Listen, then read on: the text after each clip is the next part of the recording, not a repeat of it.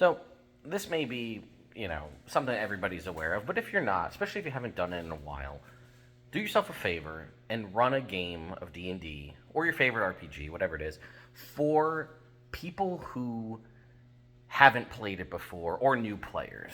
So, last night was my home game, and my wife has played a little bit but doesn't really know like a ton about D&D, knows the game well enough, and two of my friends who also play in it, this is their first campaign. Now, my kids play, but it was the first day of school, so they decided to sit this one out.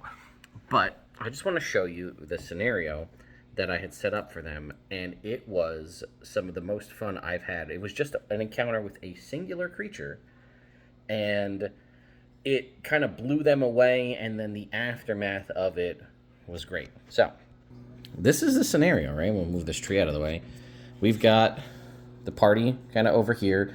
Again, some of my kids' characters weren't involved in this, but they showed down, they're level 7, so this is really kind of an underpowered. I kind of gave it max health and boosted its, stats a little bit, but they fought this flail snail, and they'd never heard of a flail snail. They'd never seen one before.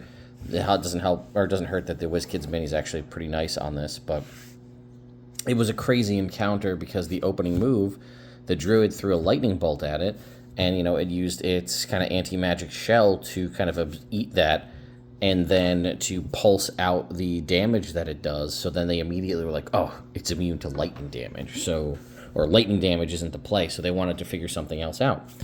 And, they ended up defeating it and ended up managing to kill it, but salvage the shell. And that's when I informed them, do you guys know that the shell is 250 pounds, but also is worth 5,000 gold pieces, and it can possibly be used to craft multiple magic items if you can find people who do it. And they were like, they spent a good half an hour debating, do we just try to sell it for cash?